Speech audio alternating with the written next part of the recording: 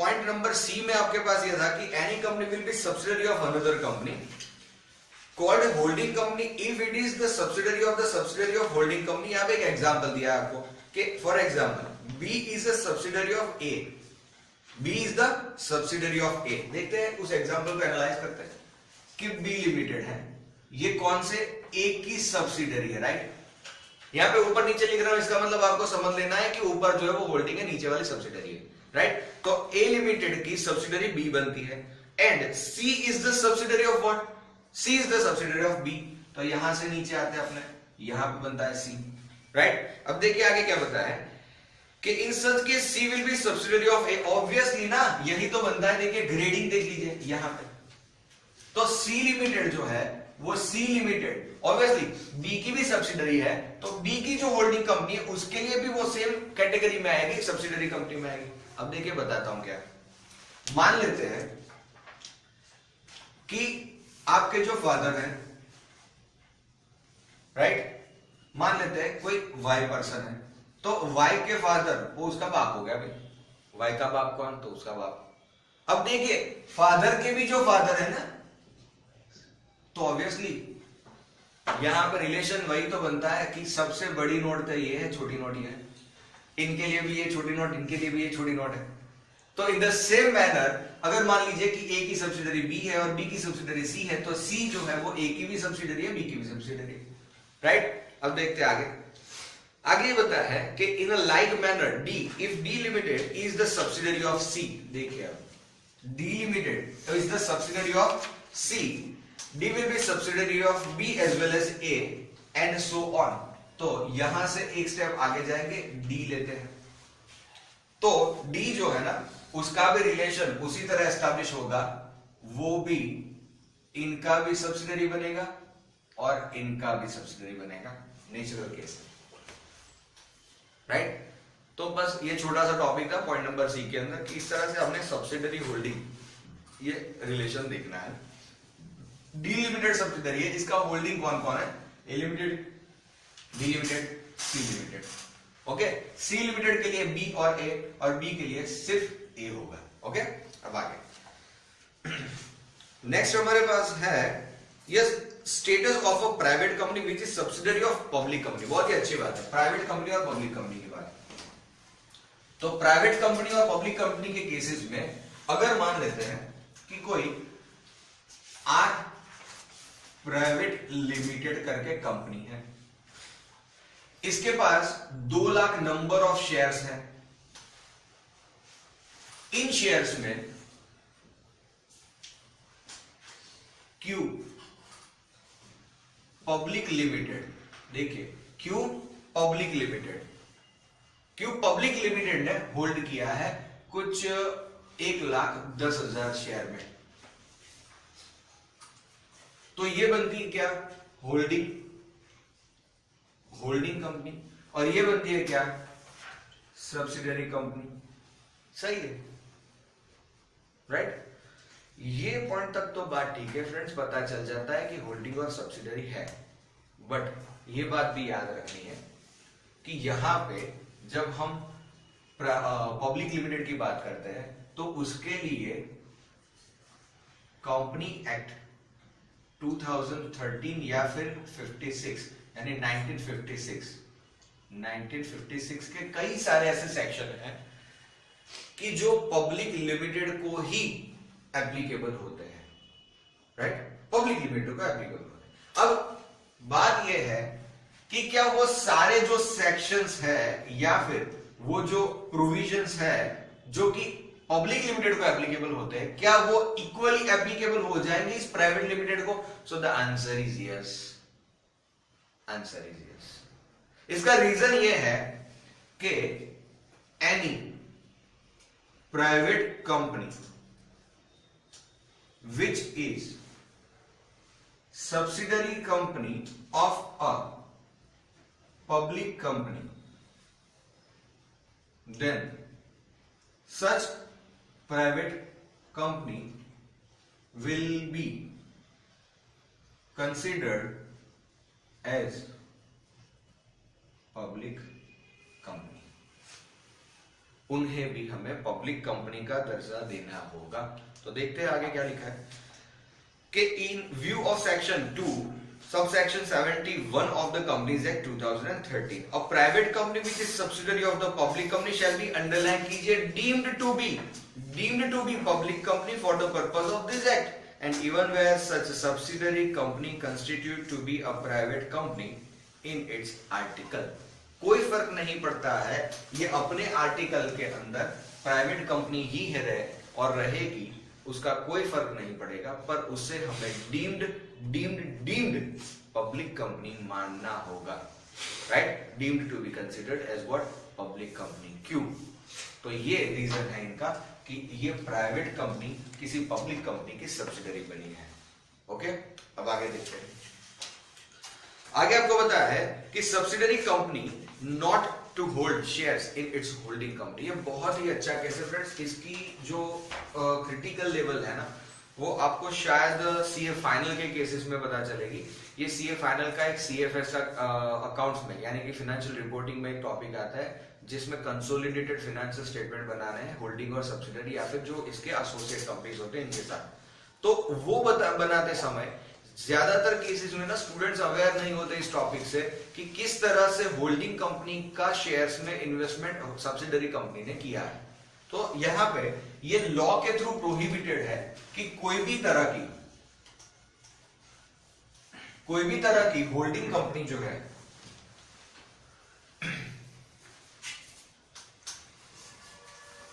Holding company मान लेते हैं कुछ जे लिमिटेड, राइट, और यहां पे लेते हैं हम सब्सिडरी कंपनी और सब्सिडरी कंपनी में लेते हैं हम K limited, right, subsidiary and holding company.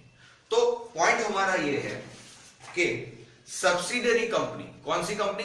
Subsidiary company can not hold और not to hold shares in its holding company, not to hold shares in its holding company. अब देखिए case समझना है। Case समझने के लिए सबसे पहले ये बताता हूं कि इनके पास जो है वो 1 lakh number of share capital है, नंबर ऑफ 1 लाख, ओके, और इनके पास 20 लाख शेयर्स है।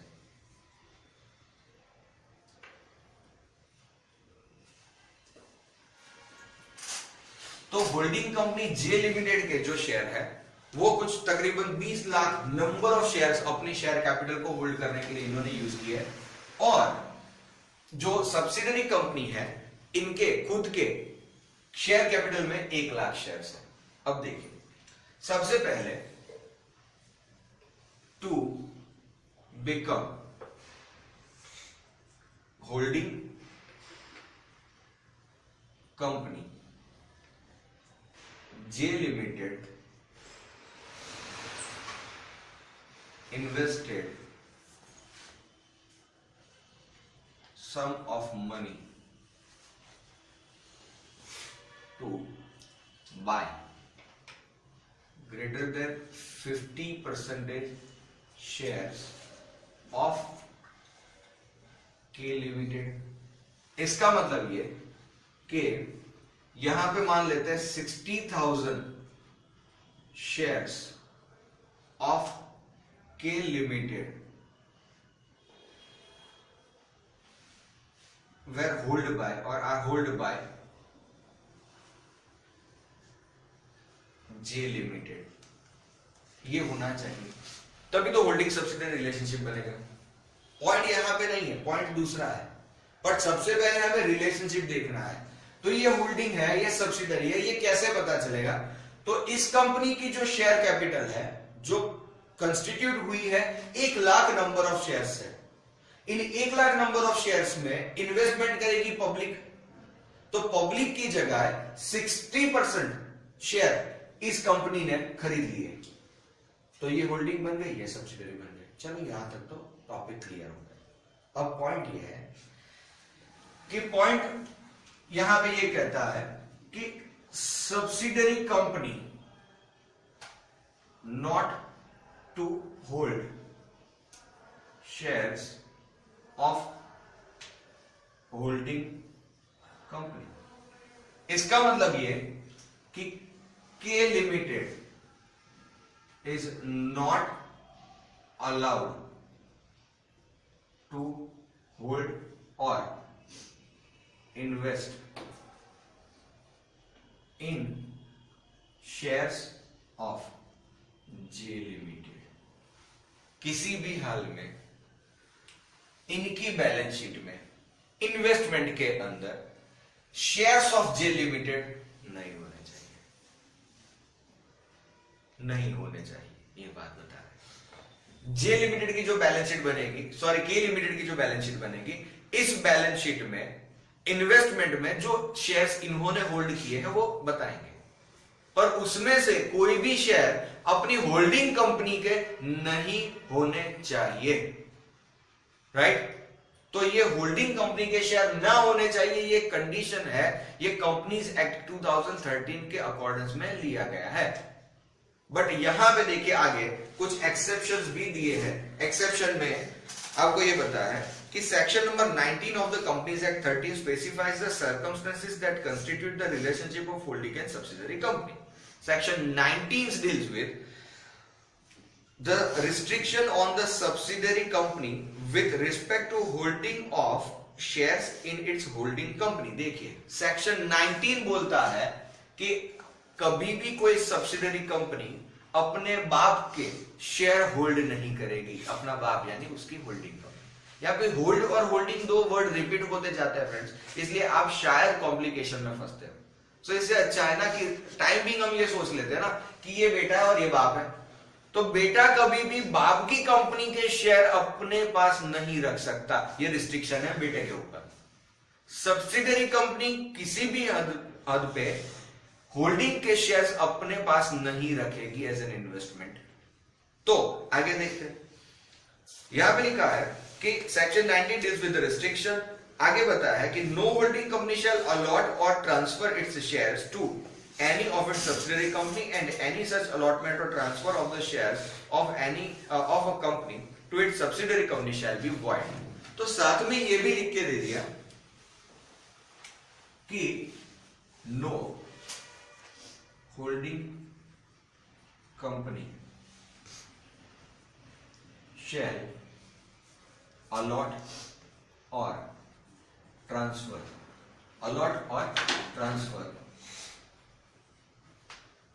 Shares to subsidiary company. यानी कि बाप भी अपने बेटे को कोई भी शेयर ना तो अलॉट करेगा ना तो कोई भी शेयर उसके नाम पे ट्रांसफर होंगे, ये होगा ही नहीं। तो इस तरह से प्रोहिबिशन रिस्ट्रिक्शन इन्होंने इंपोज किया है। तो रिस्ट्रिक्शन इंपोज किया है section number 19 of the companies act 2013 के थ्रू कि सब्सिडियरी होल्डिंग में इन्वेस्टमेंट नहीं करेगी और होल्डिंग कभी भी इनको ना तो शेयर अलॉट करेगी ना तो इनके ऊपर कोई भी इन्वेस्टमेंट ट्रांसफर करके देगी, राइट। अब देखिए आगे पिक्चर कैसे चलता है।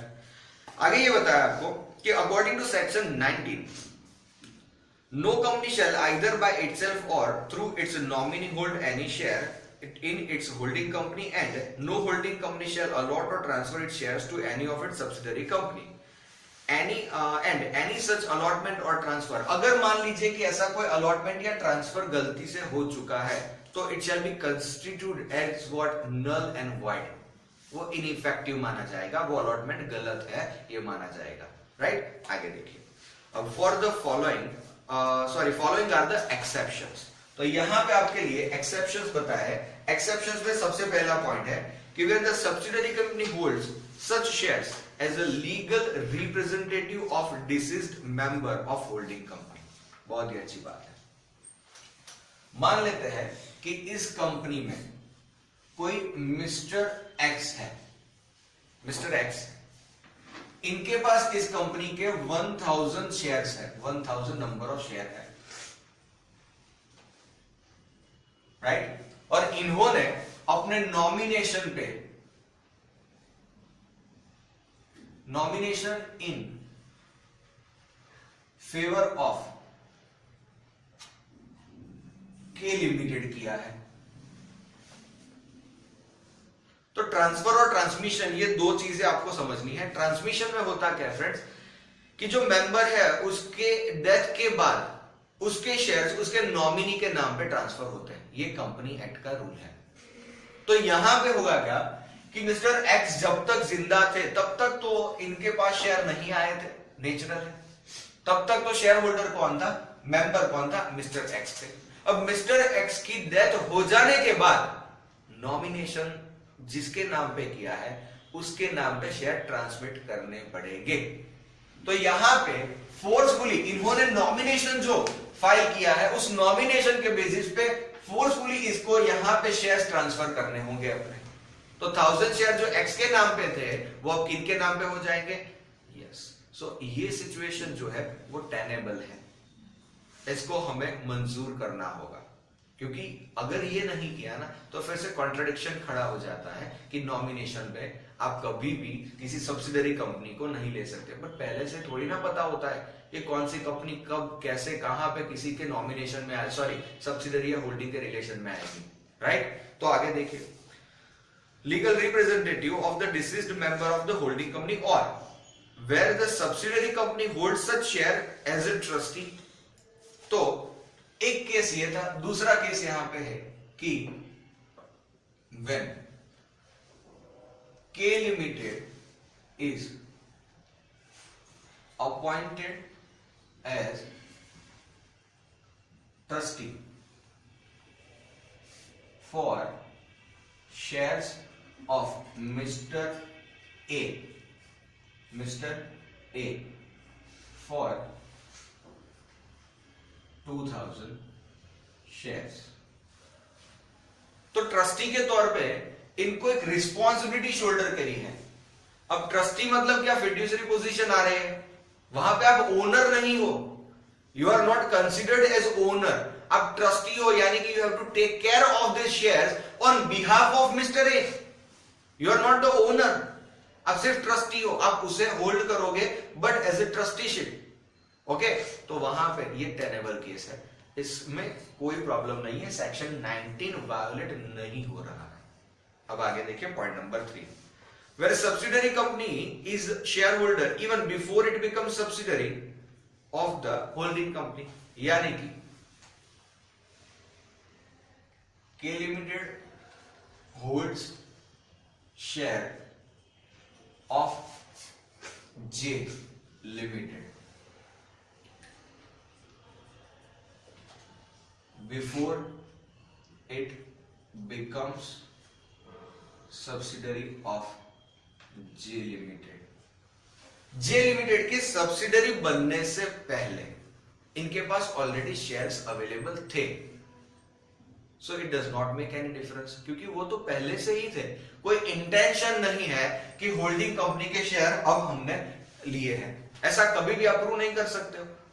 तो इन that case it is tenable again, तो ये चलेगा। मान लेते हैं, देखिए यहां पे एक एग्जांपल ले रहा हूं मैं कि 1/10/2014 को 1000 share of J limited purchase as investment by K limited, ये हो गया। के लिमिटेड ने क्या किया, इन्वेस्टमेंट करना चाहे, अपने पास आइडल फंड पड़ा है, देखा कि भाई नहीं, ये जे लिमिटेड अच्छी कंपनी है, इनके शेयर्स के दाम बढ़िया है, इनका डिविडेंड वगैरह पे पूरा ट्रेंड अच्छा है, ठीक, इन्वेस्टमेंट कर दिया 1000 शेयर्स में, चलो ठीक। अब क्या होना है, तो मान लेते हैं कि ऑन 31/5/2015 ये जो होल्डिंग था ना अपना 60,000 का, तो के लिमिटेड purchased 60,000 shares of कौन सी, जे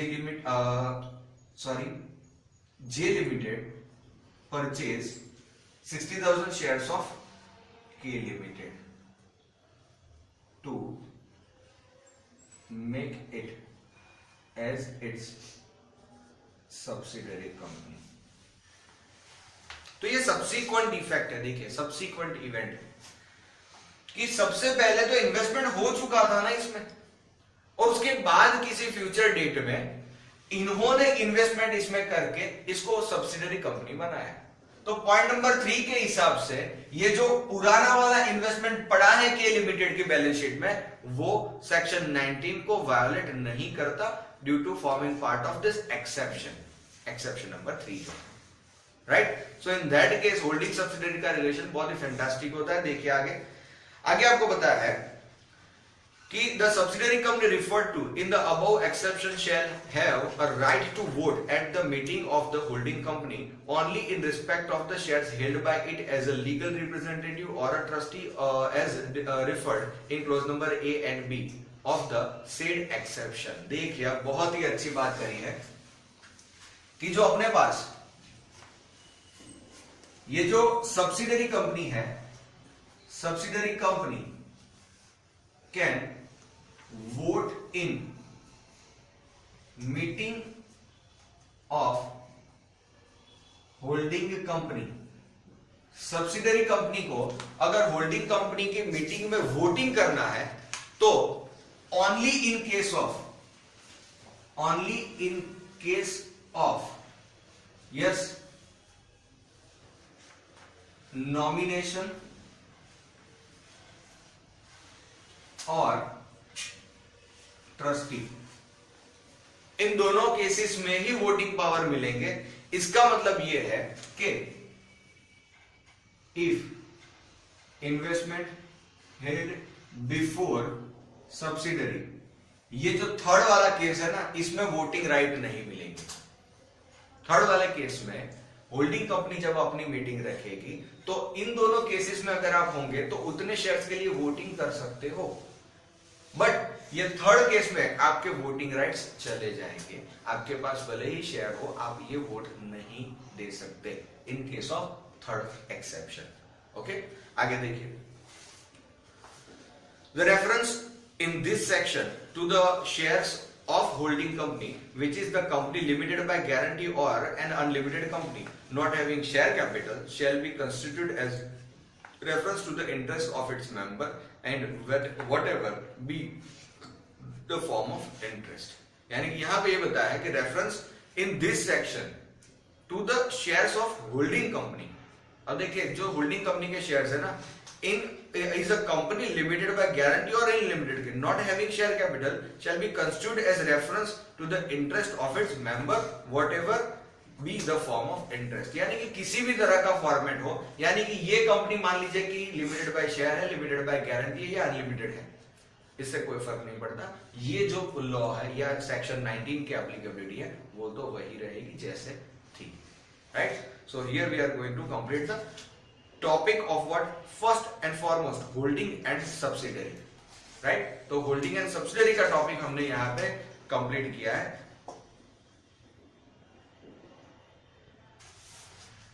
now we are going towards the association. देखिए कंट्रोल के बेसिस पे, on the basis of control, उसमें सबसे पहला पॉइंट था होल्डिंग एंड सब्सिडरी, ये तो हमने देख लिया, राइट। तो ये टॉपिक तो हमारा हो चुका। अब दूसरा पॉइंट है एसोसिएटेड कंपनी। एसोसिएटेड कंपनी का पॉइंट अब हम आगे देखने जा रहे हैं। तो एसोसिएटेड कंपनी किसे मानना है, रिलेशनशिप तो यहां पे भी है, वो भी रिलेशनशिप कंट्रोल के रिगार्ड में है। कंट्रोल करना माने क्या, किसी के डिसीजन को डोमिनेट करना या इन्फ्लुएंस करना, इन दोनों में डिफरेंस है फ्रेंड्स। अगर हम डोमिनेट करना बोलेंगे तो जो हम बोलेंगे वही उसे करना पड़ेगा, that is called the dominating power. और डोमिनेटिंग पावर जो है वो होल्डिंग सब्सिडरी के अलावा किसी पे नहीं है। ये रिलेशनशिप ही ऐसा है कि मोर देन 50% यानी मेजोरिटी वोटिंग पावर ही अगर हमारे पास रख के बैठे हैं तो वो हमसे कोई अलग डिसीजन ले ही नहीं सकता। जैसा ही हम चाहेंगे वैसा डिसीजन हम बोर्ड में कंसीडर करवा सकते हैं या फिर जनरल मीटिंग में कंसीडर करवा सकते हैं, राइट। तो होल्डिंग सब्सिडरी का रिलेशन जो था वहां पे आपका डोमिनेटिंग नेचर था, राइट। दूसरा अब आता है जो है एसोसिएटेड, तो इसमें इन्फ्लुएंसिंग नेचर है। इन्फ्लुएंसिंग नेचर का मतलब क्या, तो लिटिल बिट प्रेशर क्रिएट हो सकता है, डोमिनेशन नहीं हो सकता। डोमिनेंट नेचर आप एस्टैब्लिश नहीं करोगे। इसका मतलब ये कि आप मेजॉरिटी नहीं होल्ड कर रहे हो, आप हो तो माइनॉरिटी का ही एक हिस्सा, बट माइनॉरिटी में भी अच्छी खासी बढ़त के साथ आप खड़े हो, राइट। तो इसका मतलब ये यहां पे देखिए क्या बताया है कि एसोसिएटेड कंपनी, आपका module page number 6.11 study material में, in relation to another company means a company in which that other company has significant influence, underline कीजिए, ये बहुत ही बढ़िया बात है, not the control but what is significant influence, but which is not subsidiary। देखिए influence कर सकते हो बट आप सब्सिडरी रिलेशनशिप क्रिएट नहीं कर सकते, of the company having such influence and includes a joint venture company, includes के ऊपर राउंड कर दीजिए joint venture company। अब देखिए होगा क्या, मान लेते हैं कोई आर लिमिटेड है, आर लिमिटेड के नंबर ऑफ शेयर्स है 1 लाख, नंबर ऑफ शेयर्स। अब इस आर लिमिटेड के शेयर में इन 1 लाख में से मैंने कुछ 30,000 shares held by A limited.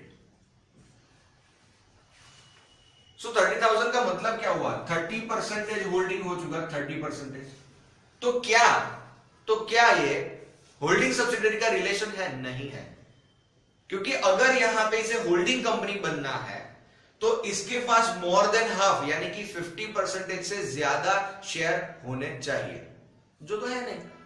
यहां पे तो कितने हैं, ओनली 30% है, तो ये होल्डिंग तो नहीं बना, राइट, तो ये सब्सिडरी नहीं बना, क्लियर सी बात है, राइट। तो ये सब्सिडरी नहीं बना, ये होल्डिंग नहीं बना, but 30% is the considerable part. 30% जो है वो कंसीडरेबल पार्ट है, यानी कि जब डिसीजन लिया जाएगा तो इन्हें आप नजरअंदाज नहीं कर सकते, भले ही ये मेजॉरिटी में नहीं है, बट माइनॉरिटी में भी ये बहुत ही काम की चीज है, क्योंकि इसने अकेले ने 30% के हिसाब से डिसीजन लेना है। अब मान लीजिए कि कोई डिसीजन है, इस डिसीजन के ऊपर अपार्ट फ्रॉम दिस 40% लोग जो है वो उस डिसीजन की फेवर में है, 30% लोग उस डिसीजन की अगेंस्ट में, यानी ये फेवर कर रहे, ये अगेंस्ट कर रहे हैं। अब ये बाकी है अभी 30% का डिसीजन। अब इसने एक ने बोल दिया कि मैं इस तरफ हूं, तो ये 70 बन जाएगा, और अगर इसने बोल दिया कि नहीं मेरे को इस तरफ रहना है, तो ये डिसीजन कैंसिल ऑफ हो जाएगा, right. So it's a remarkable position, you can not avoid this 30%। ये इन्फ्लुएंस करेगा, कंट्रोल नहीं करेगा, चलेगा, इन्फ्लुएंस करेगा, डिसीजन को इन्फ्लुएंस करने की इसमें ताकत है। तो ये एसोसिएटेड रिलेशन है, एसोसिएटेड कंपनी बोली जाती है, राइट। एसोसिएटेड कंपनी का रिलेशन यहीं पे एस्टैब्लिश होता है। और इसके साथ देखिए कि एक और चीज आपको बताई है कि influencing power plus joint venture, इन दोनों को यहां पे एसोसिएटेड कंपनीज के अंदर लिया गया है, ओके, बट सब्सिडरी तो नहीं होनी चाहिए। तो आगे क्या बताया देखिए, the term significant influence means control at least what 20%। At least का मतलब क्या, देखिए कंट्रोल ऑफ 20% और मोर, बट यहां पे ध्यान रखिएगा, बट नॉट मोर देन 50% क्यों? क्योंकि ये सब्सिडरी और होल्डिंग का रिलेशन तो कभी नहीं बनना चाहिए, अदरवाइज डिफरेंस ही नहीं रहता। तो यहां पे 50% से कम कंट्रोल रखना है और 20% से ज्यादा रखना है। आगे second one, paid up equity share capital और कन्वर्टिबल प्रेफरेंस दोनों में मिला के ये 20% और मोर का क्राइटेरिया बनेगा। तो यहां पे ये एसोसिएटेड कंपनी है और एसोसिएटेड कंपनी के साथ साथ इनको ज्वाइंट वेंचर को भी कंसीडर करना है, अदरवाइज ये सारे टॉपिक जो है वो कॉमन है। कंपैरेटिवली ये एक ही रिलेशनशिप आपको याद रखना है जिसमें 20% से ज्यादा, बट प्रेफरेंस इक्विटी दोनों को मिला के आपको देखना है कि इसका 20% से ज्यादा बट 50% से कम होल्डिंग होना चाहिए। This is what all about the holding and subsidiary as well as what the associated company as far as classification on the basis of what control. ये याद रखना है, कंपनीज एक्ट 2013 के केस में ये दो कैटेगरी है। Okay, thank you.